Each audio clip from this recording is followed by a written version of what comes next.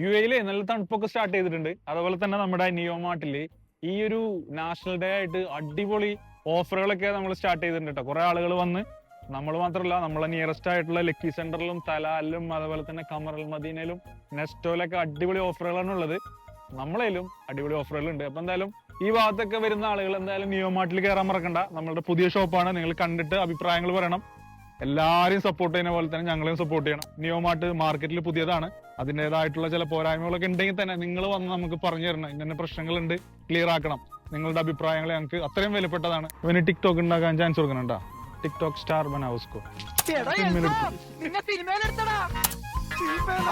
നിന്നെ സിനിമയിലേക്ക് കൊണ്ടുപോകാനാണ്